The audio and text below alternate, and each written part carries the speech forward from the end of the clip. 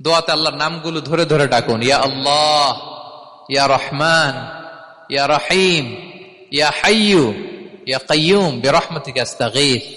আল্লাহর নাম ধরে ধরে চান, ওই দোয়া আল্লাহ কবুল করবেন। বিশ্বনবীর উপর দুরূদ পড়েন, যে বিশ্বনবীর উপর দুরূদ পড়ে না ওই দোয়া আল্লাহর কাছে কবুল হয় না, এটা আকাশে পেন্ডিং থাকে। কুল্লু দুআ মুআল্লাক মাহজুব বাইনাস সামাই ওয়াল আরদি মা লাম ইউসাল্লা আলাইয়া। বিষ্ণু বলেন সব দোয়া আকাশে পেন্ডিং থাকে যতক্ষণ আমার উপর দুরূদ পড়া না হয়। মোবাইলে দেখবেন ব্যালেন্স না থাকলে মেসেজ পাঠালে কি হয়ে থাকে, ওটা পেন্ডিং।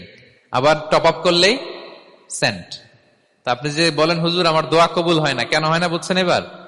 হ্যাঁ, নবীর উপর দুরূদ পড়েন নাই তো। আল্লাহুম্মা সাল্লি ওয়া সাল্লিম ওয়া বারিক আলাই।